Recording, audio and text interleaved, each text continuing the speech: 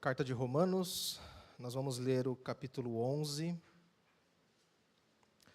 dos versos 33 até o verso 2 do capítulo 12. Romanos 11, 33 até o 2 do capítulo 12. Nós vamos conversar um pouco hoje sobre teologia e doxologia, o conhecimento que se torna adoração. Diz assim: ó profundidade da riqueza, da sabedoria e do conhecimento de Deus, quão insondáveis são os seus juízos, inescrutáveis os seus caminhos. Quem conheceu a mente do Senhor? Ou quem foi o seu conselheiro? Quem primeiro lhe deu para que ele o recompense? Pois dele, por ele e para ele são todas as coisas. A ele seja a glória para sempre. Amém. Portanto, irmãos, rogo-lhes pelas misericórdias de Deus que se ofereçam em sacrifício vivo, santo e agradável a Deus. Este é o culto racional de vocês. Não se amoldem ao padrão deste mundo, mas transformem-se pela renovação da sua mente, para que sejam capazes de experimentar e comprovar a boa, agradável e perfeita vontade de Deus. Amém, irmãos? Vamos orar? Senhor Deus, nós nos colocamos diante de Ti, com a Tua palavra lida, e pedimos que o Senhor, ó Deus, nos ajude, nos direcione, nos oriente naquilo que nós vamos expor aqui e aprender, e que seja o Senhor conduzir nesse momento também, ó Pai. Que nós possamos explanar e entender e praticar o que nós vamos aprender hoje, ó Pai. É isso que eu te peço, em nome de Jesus, amém. Agostinho escreveu um livro sobre a sua vida, e nesse livro ele escreveu um pouco de como foi a sua vida, de maneira que como se ele estivesse confessando os seus pecados, para os leitores desse livro. E não é por outro motivo que esse livro se chama Confissões, são as famosas Confissões de Agostinho. Nesse livro, ele traz um pouco de como foram suas atitudes, suas ações, os seus atos da sua vida, durante a sua vida, mas ele não traz apenas as ações. Ele traz grandes e ricos ensinamentos ali, mediante a palavra de Deus, em cima das suas ações. E esse livro está composto por outros 13 pequenos livros, partes menores, 13 capítulos. Dentre esses 13 capítulos, o segundo capítulo é intitulado de Os Pecados da Adolescência. A adolescência, o prazer de praticar o mal. Nesse segundo livro, ele traz ali várias histórias da vida dele, vários contos, vários episódios. E dentre esses episódios desse segundo livro, o quarto episódio, ele chama de A História de um Furto, que diz assim: o furto é punido pela vossa lei, ó Senhor, lei que indelevelmente, gravada nos corações humanos, nem sequer a mesma iniquidade poderá apagar. Ora, que ladrão haverá que suporte com gosto outro ladrão, se até o rico não perdoa ao indigente, que foi compelido ao roubo, pela miséria? E eu quis roubar, eu roubei, não instigado pela necessidade, mas somente pela penúria, pelo fástio da justiça e pelo excesso de maldade. Tanto é assim que eu furtei o que eu tinha com abundância, e em muitas melhores condições. Não pretendia desfrutar do fruto, mas do roubo em si e do pecado. Havia próximo da minha vinha uma pereira, carregada de frutos nada sedutores, nem pela beleza e nem pelo sabor. Alta noite, pois tínhamos o perverso costume de prolongar nas eiras os jogos até essas horas. Eu, com alguns jovens malvados, fomos sacudi-la para roubar os frutos. Tiramos grande quantidade, não para nos banquetearmos, se bem que provamos alguns, mas para nós lançarmos aos porcos. Portanto, todo o nosso prazer consistia em praticarmos o que nos agradava, pelo fato de o roubo ser ilícito. Eis o meu coração, Senhor, eis o meu coração, que olhaste com misericórdia no fundo do abismo. Diga-vos ele agora o que buscava nesse servedouro, sendo eu, mal desinteressadamente, e não havendo outro motivo para a minha malícia, senão a própria malícia. Era asquerosa, e eu a amei. Amei a minha morte, eu amei o meu pecado. Amei não aquilo a que era arrastado, senão a própria queda. Que alma tão forte que se apartava do vosso firme apoio, para se lançar na morte, apetecendo não uma parcela de desvergonha, mas a própria desvergonha. Eu não sei vocês, mas sempre que eu escuto falar de Agostinho, das histórias de Agostinho, me vem na minha mente, desenha na minha mente, aquele senhorzinho brando, tranquilo, com muito conhecimento para passar, sem maldade, exalando do seu coração para fora. Mas parece que quando a gente lê uma confissão dessa de Agostinho, parece que essa imagem se quebra, parece que ela se parte. E não só com Agostinho, com tantos outros pregadores renomados que nós conhecemos, e nós gostamos de ver os seus cultos, ler os seus livros, ver os seus ensinamentos, e que nós achamos que são pessoas irrepreensíveis, que são pessoas sem maldade, santas, sem pecado. Eu não sei se vocês perceberam, mas na confissão de Agostinho, do roubo de peras, ele traz ali que ele nem se importava com as peras, mas ele se importava com o próprio fato do roubo ser ilícito, do roubo ser mau, do roubo ser feio. Ele se entregou às suas paixões. Irmãos, essa frase, ela tem um peso de uma sentença, porque o nosso coração não é uma folha em branco, é uma madeira torta, feia, rachada, manchada. E é aqui, então, em Romanos, capítulo 1, que Deus nos alcança com um diagnóstico, porque o juízo de Deus não vem até nós com um raio, com trovões, com relâmpagos, com um tempo fechado, feio. O juízo de Deus vem a nós quando Deus nos entrega as nossas próprias paixões. Você quer? Então faça. E entregue as nossas paixões, nós não apenas praticamos o mal, mas nós gostamos de praticar o mal. Nós amamos o mal. Nós gostamos e aplaudimos pessoas que praticam o mal. Nós ficamos discutindo com pessoas que praticam o mal. Mas, na verdade, todos nós somos igual a esse Agostinho do roubo das peras. Nós amamos as nossas paixões. Para quem já assistiu a série The Walking Dead, é uma série que eu gosto bastante e já tem uns 15 anos já rodando essa série. E lança episódio até hoje. Essa série, ela tem um enredo de um apocalipse zumbi. Aconteceu um apocalipse zumbi no mundo inteiro. E o mais interessante, ou o mais curioso dessa série, é que essa série não trata o ser humano tentando matar o zumbi, ou o ser humano tentando buscar uma cura para o vírus do zumbi. Essa série está mais interessada em mostrar o quanto o ser humano ficou mal depois do apocalipse zumbi. Porque ela só mostra no enredo da série pessoas matando pessoas, pessoas destruindo cidades. Eu disse num outro momento aqui, numa outra oportunidade que eu tive, quantas pessoas eu ouvi na época da pandemia do Covid-19, dizendo que assim que a pandemia terminasse, as pessoas iam se amar mais, as pessoas iam se abraçar mais, as pessoas iam ter compaixões umas com as outras. E o cenário que a gente vive hoje é totalmente diferente disso. Hoje, nós vemos pessoas machucando, pessoas que maltratam outras pessoas pelo simples fato de discordarem das opiniões, em qualquer âmbito da vida, seja ele no futebol, seja ele na política, seja ele no nosso trabalho, no trânsito, em qualquer âmbito. Famílias que se maltratam e mutilam uns aos outros.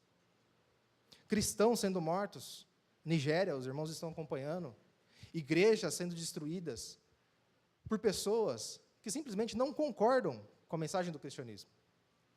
E isso não está longe de nós, irmãos. Não está só na Nigéria. Em meados de agosto, setembro, agora desse ano, atearam fogo numa igreja aqui em Sumaré. Isso não está longe de nós. Irmãos, a realidade mais dura que nós podemos enfrentar é o que Paulo vem trazendo em toda a sua carta de Romanos, desde o primeiro capítulo. É quando Deus entrega o ser humano às suas próprias paixões. Porque o ser humano entregue às suas próprias paixões, ele, por ele mesmo, não consegue lutar contra as suas paixões. Então, o ser humano, ele passa a amar as suas paixões. E é por isso que ninguém vai entender o Evangelho, irmãos. Ninguém vai entender o Evangelho porque se não entender que o Evangelho, antes de ser uma boa notícia, é uma má notícia. E o pastor já ensinou isso para a gente aqui nesse púlpito várias vezes. A má notícia do Evangelho é que nós somos igual àquele Agostinho, do roubo das peras, que pratica o mal e ama o que praticou, ama o mal, porque está entregue às suas paixões. A carta de Romanos, ela está apresentando, Paulo nos apresenta o que é o Evangelho em toda a sua extensão. Do primeiro capítulo até o último, ele apresenta para a gente o que é o Evangelho. Mas essa carta ela tem uma divisão, e o texto que nós lemos hoje representa para a gente o final da primeira parte de Romanos, que são os versos 33 até 36. E ele traz para a gente essa primeira parte, que é a má notícia. É a má notícia de que nós somos incapazes de lutar contra as nossas paixões por nós mesmos. Mas Deus enviou Jesus Cristo para a gente. E aí a gente chega em Romanos capítulo 5, onde nós descobrimos que nós não conseguimos lutar contra as nossas paixões porque a nossa luta é contra Deus. Mas, a partir do momento que nós conhecemos Jesus Cristo e Ele é nos apresentado, nós estamos, então, não mais em luta contra Deus. E aí nós somos transformados. E aí, quando você avança um pouco mais, no capítulo que o Pedro leu, no capítulo 8 de Romanos, nós descobrimos o Espírito Santo, o Espírito que transforma, o Espírito que muda a nossa natureza, que nos ajuda, e que agora nós estamos em paz com Deus e em guerra contra as nossas paixões. Então a boa notícia vem. E essa notícia, essa mensagem, ela é tão gloriosa, ela é tão poderosa, que Paulo não consegue mais expor do Evangelho. Ele não consegue mais explicar, explanar desse Evangelho. E aí, então, Paulo faz o que todos nós deveríamos fazer. Quando nós não temos mais palavra para expor o Evangelho. Paulo canta. E esses versículos que nós lemos, do 33 até 36, é um hino. É Paulo cantando dessa misericórdia. Aqui, então, a gente vai considerar a nossa exposição hoje, a primeira parte sendo um hino. E a segunda parte da nossa exposição é Paulo não mais cantando, mas vai ser Paulo exortando a igreja, corrigindo a igreja, encorajando a igreja, que está lá no verso 1 e 2 de Romanos. Vamos, então, considerar a primeira parte da exposição, que é o hino de Paulo. Irmãos, qualquer exposição do Evangelho que não nos leve a cantar no final, a louvar a Deus no final, a gente esqueceu alguma coisa no meio do caminho. Alguma coisa ficou faltando. Por que nós temos o momento do louvor aqui na igreja? Por que nós temos o momento da música aqui na igreja? Esse momento litúrgico, onde nós ficamos de pé. Aqui na nossa igreja a gente não acostuma apagar as luzes, né? As luzes ficam acesas, não tem luz de show, não tem fumaça de gelo seco. Por que nós temos esse momento no culto? Porque esse é o único momento do culto público que nós podemos ouvir uma igreja inteira professando sua fé. É o único momento do culto público que nós conseguimos ouvir uma igreja inteira cantando em uma única voz, louvando a Deus. E é por isso, então, que Paulo chega ao ápice do Evangelho. Ele chega ali, então, em um momento que ele não consegue mais expor desse Evangelho. Então, ele canta. E esse hino que nós vamos ver de Paulo, que estão dos versos 33 até 36, ele está composto por 3 estrofes ali, 3 partes esse hino. Olha comigo a primeira estrofe do hino, que Paulo representa ali, então, o gozo, a alegria, a gratidão de que descobriu que nós podemos ser libertos das nossas paixões e como que nós não temos mais Deus como nosso inimigo, mas Deus como nosso ajudador na luta contra as nossas paixões. Então, é diante dessa alegria que ele vai dizer: ó profundidade da riqueza, da sabedoria e do conhecimento de Deus. Riqueza aqui, meus irmãos, é Paulo representando para a gente a bondade, a misericórdia de Deus por um povo que está escravizado no deserto, que é escravo do pecado. A misericórdia de um Deus que nos dá força, alicerce, base, raiz, para nós conseguirmos lutar contra as nossas paixões. São as misericórdias de um Deus que nos dá vida, nos coloca de pé e nos faz lutar contra a nossa própria carne. Então, é essa bondade, dessa riqueza que Deus fala, que Paulo fala, como ela é profunda. Como essa riqueza ela é profunda. Irmãos, essa declaração ela é um holofote para os nossos dias atuais. Porque hoje as pessoas buscam leveza, e eu não estou falando na sociedade.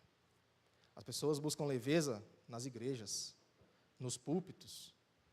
É só a gente olhar aqui para a nossa região, e a gente vai ver algumas igrejas por aí, que oferecem leveza para o povo, que oferecem enchimento de ego para as pessoas, que dão dose de ânimo para as pessoas.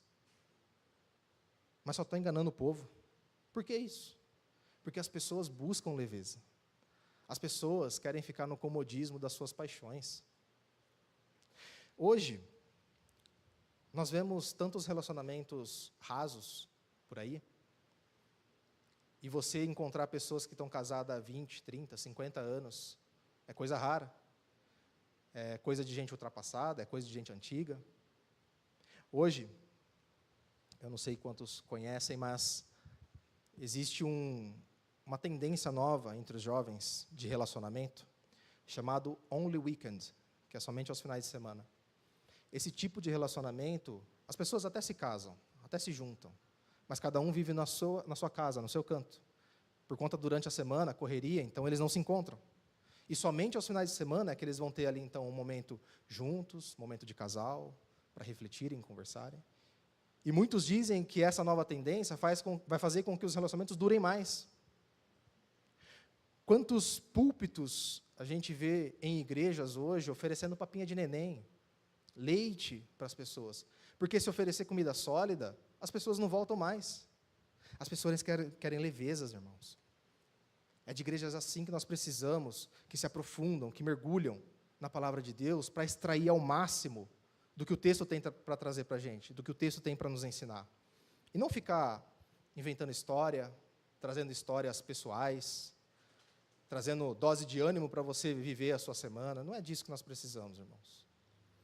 Aqui na nossa igreja, quando eu cheguei há uns 9 anos atrás, eu não entendia nada que o pastor falava. E ainda não entendo muita coisa, viu, pastor?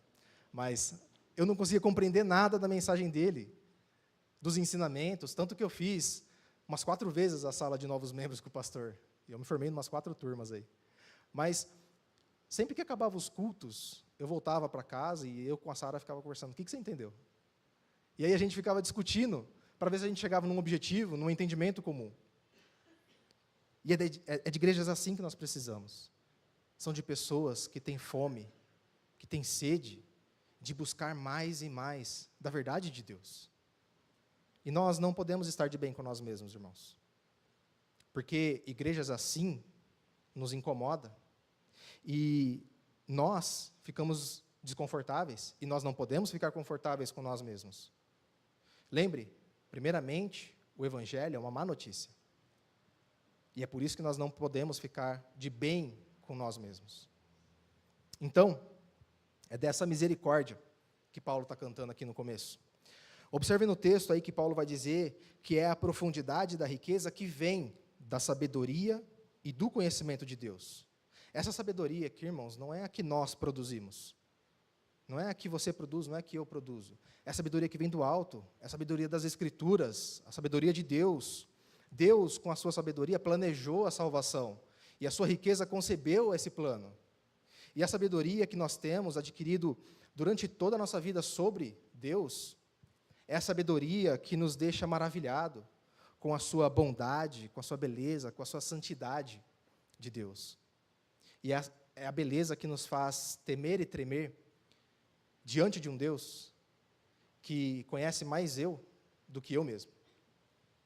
E sabe que todos os motivos, todos os porquês das minhas paixões.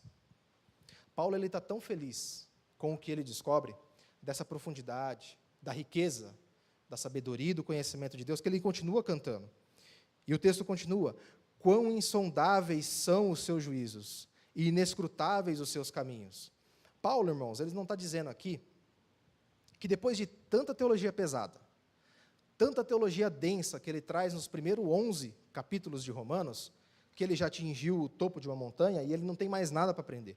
Não é isso que Paulo está querendo dizer aqui. Paulo, ele continua, mesmo depois de tanta teologia, de tanto explicar, de tanto explanar, dessa graça, dessa misericórdia de Deus, que ele fala o quão inexplicável, o quão insondáveis são os juízos de Deus. Veja que a admiração de Paulo perante essa profundidade da riqueza, da sabedoria e do conhecimento de Deus é, ao mesmo tempo, o reconhecimento da profundidade da sua ignorância. E eu fico muito feliz, irmãos, eu imagino o pastor também, quando nós, mesmo culto após culto, exposição após exposição, ainda assim nós olhamos uns para os outros e nós pensamos, como nós somos ignorantes, como nós dependemos cada vez mais da graça de Deus, nós precisamos aprender cada vez mais e mais. Seria muito ao contrário desse sentimento, dessa alegria, se nós olharmos uns aos outros e falar que a gente não precisa aprender mais nada, que já descobrimos todos os mistérios de Deus. Seria muito ao contrário. Porque ao mesmo tempo que o que nos deixa alegre, que nos traz gozo, paz, daquilo que nós conhecemos de Deus, tem que nos fazer temer e tremer daquilo que nós não conhecemos de Deus. Tem que nos fazer ajoelhar, olhar para o alto e cantar a Deus, louvar a Deus. E é o que Paulo faz aqui. Segunda estrofe desse hino de Paulo, agora então ele só faz perguntas. Vamos dar uma olhada no verso 34. Quem conheceu a mente do Senhor? Ou quem foi o seu conselheiro? Essas duas primeiras perguntas, irmãos, mostram que Paulo está se lembrando, está trazendo uma passagem de Isaías. E eu convido os irmãos a abrir em Isaías 40. Isaías, capítulo 40.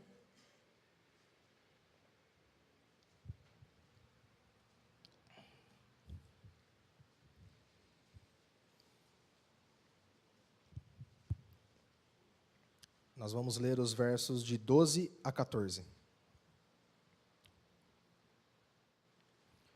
Isaías 40, 12 a 14. Quem mediu as águas na concha da mão? Ou, com o palmo, definiu os limites dos céus? Quem jamais calculou o peso da terra? Ou pesou os montes na balança e as colinas nos seus pratos? Quem definiu limites para o Espírito do Senhor? Ou o instruiu como seu conselheiro? A quem o Senhor consultou, que pudesse esclarecê-lo, e que ensinasse a julgar com justiça? Quem lhe ensinou o conhecimento e lhe aponta o caminho da verdade? São todas perguntas retóricas, irmãos. Quem conheceu Deus? Quem ensinou Deus? Quem pode ensinar a Deus? O que a gente pode ensinar a Deus? Que eu tenho um plano infalível para me dar bem na minha vida? Meu corpo, minhas regras? É a famosa frase entre os adolescentes, os jovens, né? Carpe diem, viva do jeito que você quiser. Olha como nós pensamos igual o Agostinho do Roubo das Peras. Nós somos entregues às nossas paixões e nós amamos as nossas paixões. E Paulo, ele passa por Isaías, mas também ele passa por Jó, verso 35. Quem lhe deu para que ele o recompense? Irmãos, observe o que Paulo está trazendo aqui. Quem de nós aqui deu alguma coisa para Deus, para que depois possa dizer, restitui, eu quero de volta o que é meu? Irmãos, nós não temos nada para dar para Deus. Tudo que nós temos é de Deus. Nós não podemos pedir um restituir para Deus. Nós não temos nada. Tudo pertence a Deus. E graças a Deus, aqui na nossa igreja, a gente canta hinos, louvores a Deus, que são bíblicos, que são ensinamentos para nós, que nos exorta, que nos ensina, que nos corrige. Irmãos, nada será nosso, se não for o primeiro, e nós entendermos que primeiramente é de Deus, vem de Deus. O que Paulo nos mostra aqui é que o evangelho para os pecadores que estão entregues às suas paixões é uma dádiva, é um dom, e é isso que se chama graça. E ninguém vai conseguir restituir a graça de Deus. Deus nos oferece o que é dele, o seu próprio Filho, para salvar aquele que ofendeu a Deus, eu e você. Quer um exemplo melhor? Nos tempos de Elias, o povo de Canaã estava sofrendo com a seca. E eles achavam que era Baal furioso com eles. Então, eles corriam construir altares para Baal. Então, eles achavam que o Deus da tempestade, o Deus da chuva, está virado com eles e eles precisavam acalmar Baal para que a chuva voltasse. Então, eles levantavam altares de pedra para Baal, sacrificavam ali bois, carneiros e, em casos mais extremos, até crianças. Quanto maior o sacrifício, maior a bondade, maior a misericórdia de Baal para com eles. Mas o Evangelho, irmãos, ele inverte completamente essa lógica. Porque não é o homem que tenta mover o coração de Deus com sacrifícios. É o próprio Deus que move os céus e vem na nossa direção. O ofendido se torna o ofertante, inverte as coisas. Ele não pede sangue humano, ele oferece o seu próprio filho. O homem, não consegue tentar alcançar o favor com dor. É o próprio Deus que vem na nossa direção e com amor e com a sua graça nos alcança. Como que Paulo termina o hino? Verso 3, na estrofe 3, verso 36. Pois dele, por ele e para ele são todas as coisas. A ele seja a glória para sempre. Amém. Quando nós lemos isso aqui, irmãos, nós podemos entender claramente o que Paulo vem trazendo alguns versículos antes.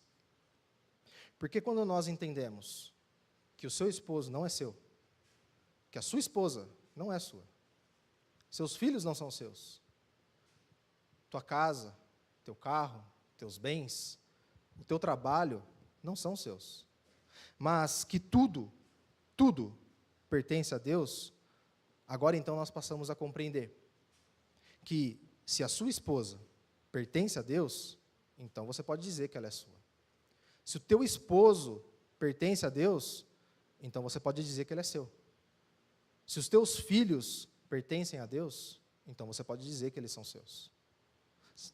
Essa dinâmica é um pouco confusa de entender, mas dá para entender. Porque nada pode ser nosso sem antes, primeiro e totalmente, for de Deus.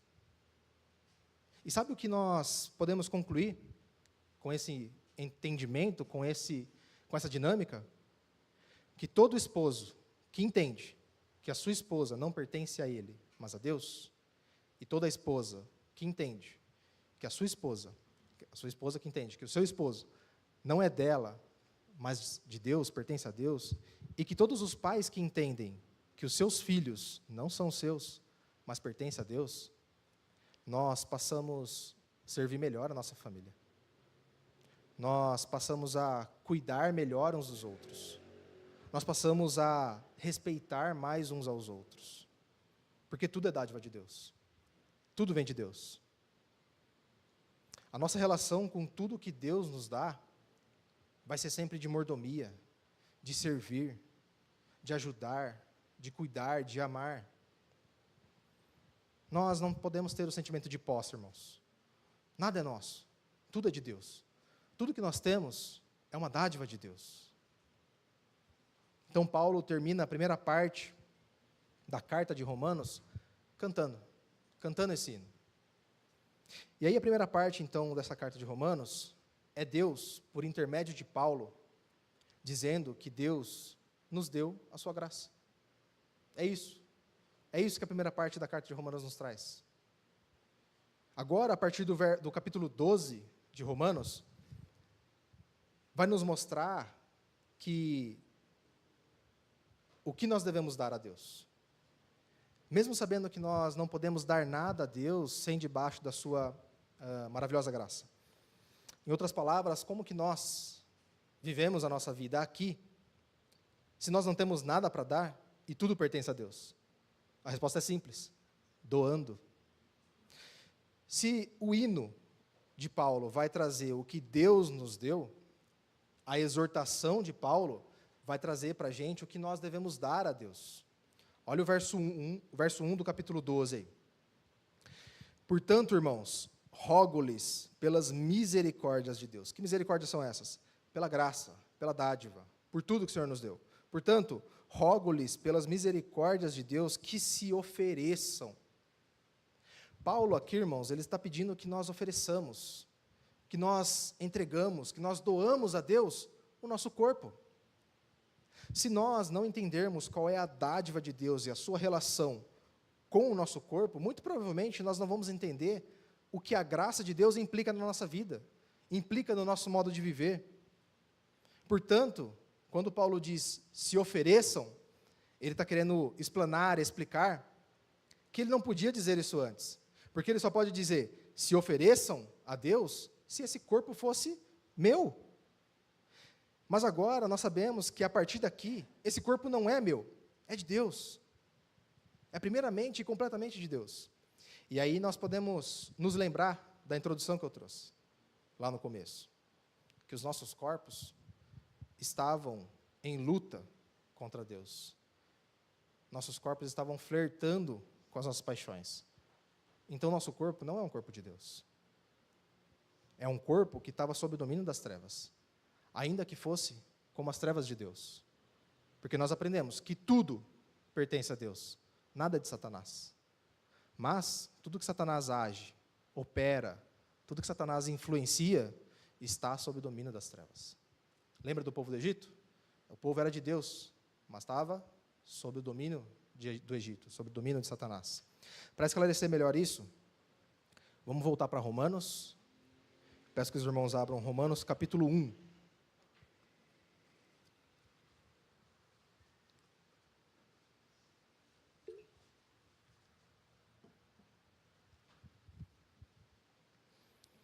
Romanos 1, nós vamos ler os versos 24 a 28. Por isso Deus os entregou à impureza sexual, segundo os desejos pecaminosos dos seus corações, para a degradação dos seus corpos entre si. Trocaram a verdade de Deus pela mentira, e adoraram e serviram a coisas e seres criados em lugar do Criador, que é bendito para sempre. Amém. Por causa disso, Deus os entregou às paixões vergonhosas. Até as mulheres trocaram suas relações sexuais naturais por outras, contrárias à natureza. Da mesma forma, os homens também abandonaram as relações naturais com as mulheres e se inflamaram de paixões uns pelos outros. Começaram a cometer atos indecentes, homem com homem, e receberam entre si mesmos o castigo merecido pela sua perversão. Além do mais, visto que desprezaram o conhecimento de Deus, Ele os entregou a uma disposição mental reprovável para praticarem o que não deviam. Irmãos, Paulo não está dizendo aqui que Deus está castigando eles. O que Paulo está trazendo aqui é que eles estão sofrendo porque eles estão entregues às suas próprias paixões. E que, sendo entregues às suas próprias paixões, sofrem, então, no castigo das suas próprias paixões. Essas paixões, irmãos, elas não são piedosas, elas desonram o corpo, elas causam desordem nas nossas vontades, nos nossos prazeres. Elas nos colocam em confusão, num misto de sentimento vazio e sem sentido na vida. Lembra lá de Salomão em Eclesiastes? Nada faz sentido debaixo do sol. Olha o verso 28 aí que Paulo diz. Eles desprezaram o conhecimento, não que eu tenho, não que vocês têm de Deus, mas eles desprezaram o conhecimento do próprio Deus. Desprezaram o conhecimento de Deus. Irmãos, não é a mente que é distorcida, que é alterada, e a resultante é um corpo que é entregue às suas paixões. Nós não somos entregues às nossas paixões porque teve uma mudança de mente. Não é isso que o texto está trazendo. Existem tantas pessoas inteligentes que demonstram a sua inteligência de maneira incrível, extraordinária. Mas o seu modo de viver é um modo indigno. Vive no pecado. Seus corpos estão entregues às paixões. Essa luta, ela não está dentro do campo do intelecto. Ela é antes disso. Essa luta é contra as nossas paixões, contra o nosso próprio corpo. Irmãos, nós fazemos todas as escolhas da nossa vida de maneira pensada. Mas as escolhas que nós fazemos antes nascem nos nossos corpos, nas nossas paixões. Lembra lá do Agostinho do roubo de peras? Ele roubou, não porque ele estava com fome e quis comer, mas ele roubou pelo fato de ser ilícito, do fato de ser mal. É por isso que ele roubou. As paixões dele dominavam o corpo dele. As paixões dele dominou a mente dele. O próprio Paulo reforça isso também na carta de Romanos. Avança um pouco aí, Romanos capítulo 7. Romanos 7, versos 15 a 20. Não entendo o que faço, pois não faço o que desejo, mas o que eu odeio. E se faço o que não desejo, admito que a lei é boa. Neste caso, não sou mais eu quem o faz, mas é o pecado que habita em mim. Sei que nada de bom habita em mim, isto é, em minha carne. Porque tenho o desejo de fazer o que é bom, mas eu não consigo realizá-lo. Pois o que eu faço não é bom, o bem que eu desejo, mas é o mal que eu não quero fazer. Esse eu continuo fazendo. Ora, se eu faço o que não quero, já não sou eu quem o faz, mas o pecado que habita em mim. Irmãos, esse pensamento, essa ideia é tão falsa, tão mentirosa, que hoje, no mundo inteiro, os livros que são mais vendidos são livros de autoajuda, que vai dizer que você pode reprogramar a sua mente, que você pode mudar o seu método de pensar, mas a partir do momento que nós lemos um livro de autoajuda, a gente vê que é uma farsa, que não resolve nada. Por que isso? Porque não é a mente que nós precisamos mudar, irmãos. São as paixões que dominam os nossos corpos. As paixões que influenciam, que alteram o nosso modo de pensar, o nosso método de pensar. Nós precisamos, então, entrar em luta contra as nossas paixões, para que as paixões não dominem os nossos corpos, não dominem o nosso intelecto. A gente leu Romanos 7, volta um capítulo, Romanos 6, versos de 12 a 14.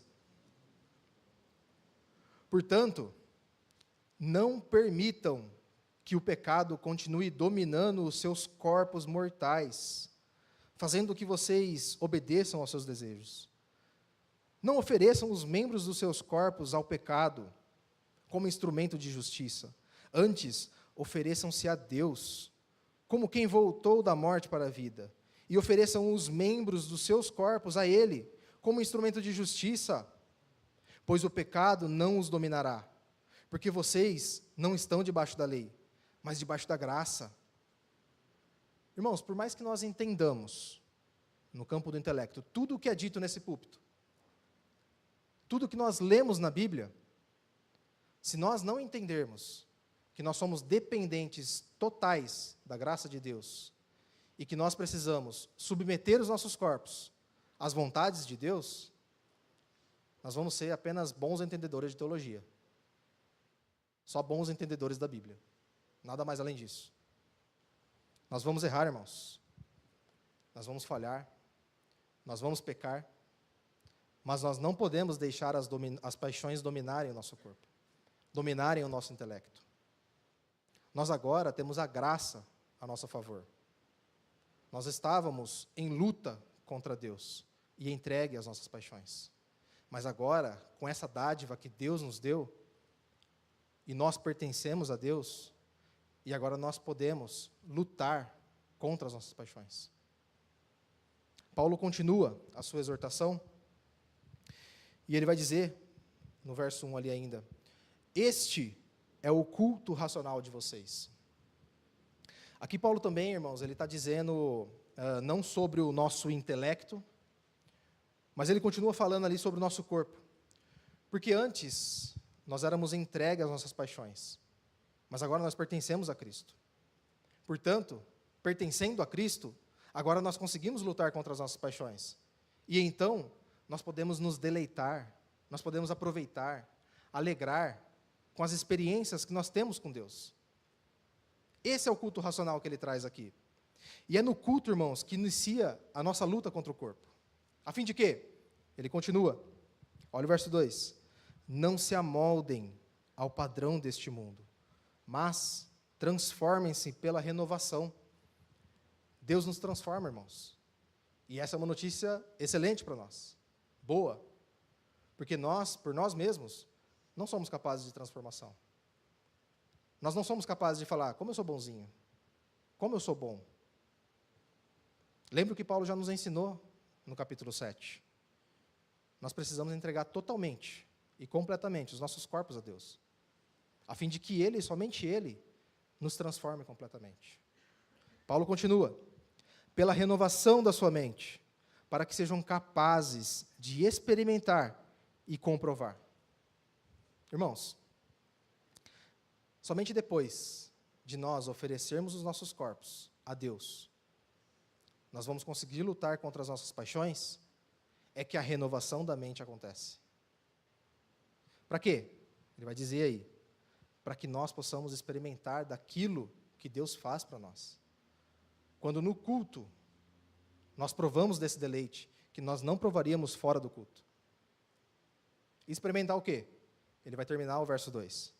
A boa, agradável e perfeita vontade de Deus. Para concluirmos, irmãos. Quando nós viemos para o culto, pensando em pedir coisas a Deus, olha como a gente já perdeu a batalha. Olha como a gente já perdeu a luta. Nós temos que vir ao culto com o pensamento de nós oferecermos os nossos corpos a Deus, a nossa adoração a Deus. Porque a partir do momento que os nossos corações não forem transformados, vai ser como o Pedro trouxe aqui no começo do culto. Nós vamos criar um Deus na nossa mente, que não é o Deus que tem que ser adorado. Nós faremos de Deus um lugar, e aí a gente vem para o culto para pedir, pedir e pedir. Por que a gente não consegue doar? Por que a gente não consegue oferecer? Porque quando nós entramos no ensino e no entendimento da graça, não é uma mensagem doce, irmãos. Não é uma mensagem bonitinha. Não é uma mensagem que vai trazer afago para mim. Quando nós entendemos o que é graça, nós passamos a entender, de fato, o quão miserável, o quão podre nós somos, irmãos. Nós não podemos chegar diante de Deus e dizer para Deus, como somos bons, Deus. Como eu mereço essa graça. Nós não podemos fazer isso. Nós estamos estudando na Sala dos Homens na EBD, o Evangelho de João. Recentemente a gente passou por algumas passagens de Jesus explanando o quão feliz, o quão alegre, o quão satisfeito ele foi para aquela cruz.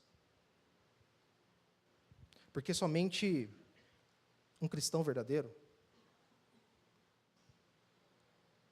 sabe da felicidade que é oferecer, doar, que é dar honras a Deus, entregar os seus corpos a Deus, e não vir ao culto só para pedir, pedir e pedir.